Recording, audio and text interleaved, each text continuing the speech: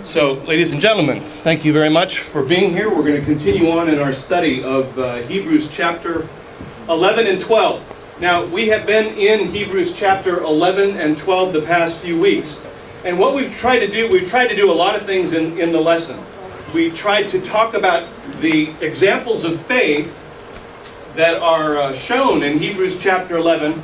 I didn't count them all up, but they're starting with Abel and all the way through, I can't remember what the last one is, Zechariah.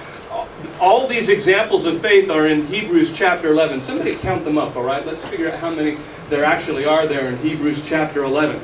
But all of those, of course, are examples of faith before Christ comes. And so what we tried to do, which was kind of, I think, a unique way of looking at Hebrews chapter 11, is divide them up and see which millennium they were in as we got up to the time of Christ.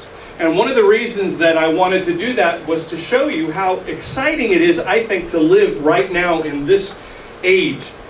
Right now in this age, according to Bible timing, all right, according to just going back the years, calculating the number of years, we are approaching the end of the 6th millennium of Bible history.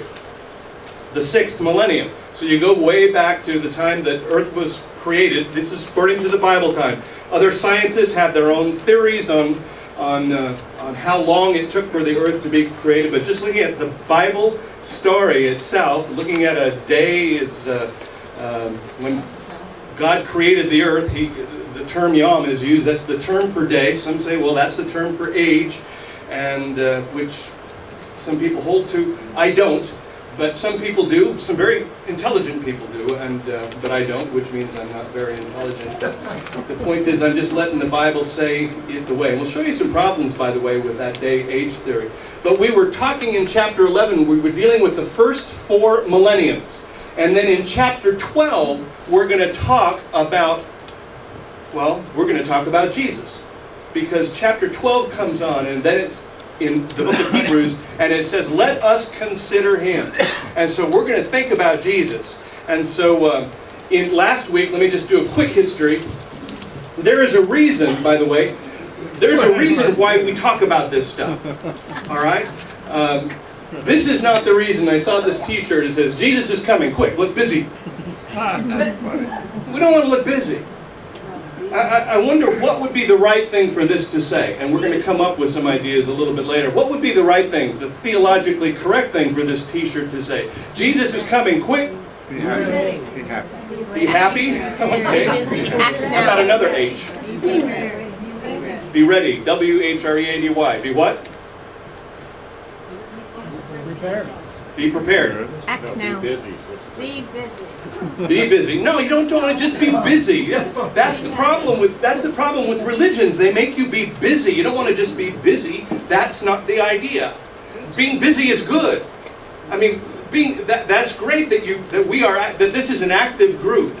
That we are in ministry. That's great, but that's not what we're supposed to be. And we're going to talk about that today. This is the whole reason why we talk about Hebrews 11 and Hebrews 12 is not so that we will be busy, folks, but so that we will be holy.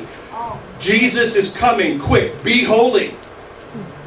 We have to deal with the sin issues in our life, and that's what Hebrews 11 and 12 is talking about, and we're going to show you that as we go along. Now, we dealt with the first millennium. The chart that I showed last week was this one, where we talked about the first millennium, and we talked about the first millennium man was who? Was Adam. Very good. And Adam relates to the first day of creation. Can you give me that connection? How does Adam relate to the first day of creation? You need to know first what was created on the first day of creation. Light was separated, light and darkness. How does Adam relate to the first day of creation? Good and evil. Huh? Good and evil. Good and evil. Why? Because Adam sinned. Adam, in a sense, is a picture. When God created the earth on the first, when God created light and darkness on the first day, it was a prophetic picture of what the first 1,000 years of life would be like on earth in relation to Adam, because it is through Adam that sin came into the world, and we have lightness and darkness created. Got it? That's the connection. That's why I want you to say, Adam, oh yeah, he sinned, light and dark, and you can remember what was created on the first day of creation. All right, how about we go to the second millennium and we start with, well, that's so hard to see. We start with Noah as the second millennium man. All right, what was created on, well, tell me what, water was created, but there was another thing that God did. Division of the waters.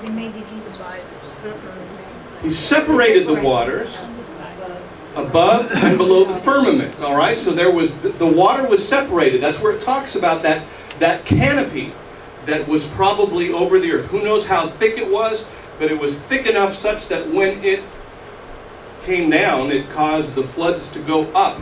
All right, and so when we think of Noah as the second millennium man, by the way, what year was Noah born? On this other chart that I had, let me see if I can go back here. On this other chart that I had right here, I would love for this chart to be horizontal rather than up and down, but Noah was born about this year, 1,050 years after the creation of Adam. Actually, 1,066. How many years did he live? 900 and something, actually 950. So actually Noah lived into the beginning of the third millennium, which is interesting because the third millennium man is who? Abraham. Now wait a minute, I got to go back to Noah. How does Noah relate to the second day of creation? All right, Noah was the guy that went through the flood, and it was as a result of how God created the water and divided the firmaments that the flood was able to occur. All right, he's the second millennium man. The third millennium man is who? Abraham. And so Abraham was born here, and it's really interesting when you do this timeline that Abraham and Noah coexisted on earth for a period of about 50 years, according to this timeline. And I really think that Abraham probably visited his great-great-great-great-great-great-great-great-grandfather, and they were able to talk about the flood. So here we go into the third millennium now, where we have Abraham on down.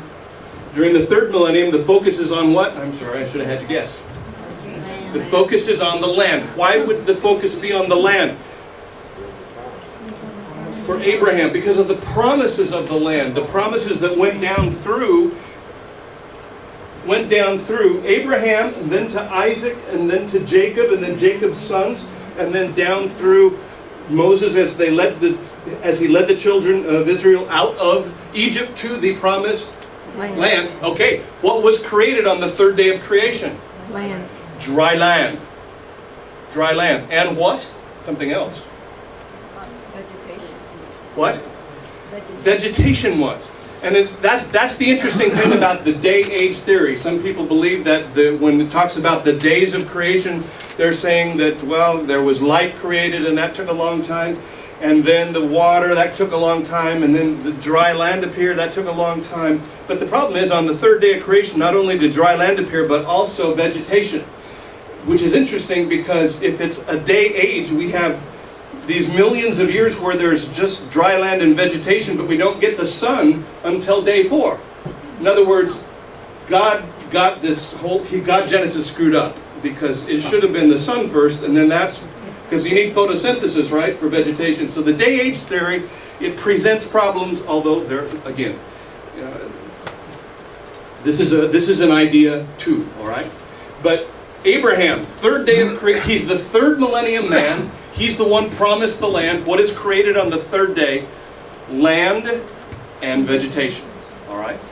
We get to the fourth day. During the fourth day of creation, or the fourth millennium, we have this. We have David being essentially the beginning of the fourth day of the fourth. He's our fourth millennium man. All right. David is. Why is David our fourth millennium man? It's interesting that Adam lived almost 930 years, almost the whole of that first millennium. Noah lived almost the whole of the second millennium. How many years did Abraham live? 175, actually. 175 is how many years Abraham lived. All right, that's the fourth millennium. How many years did David live?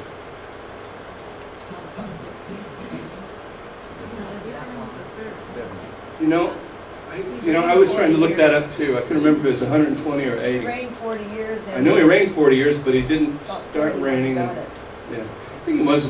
I don't think he lived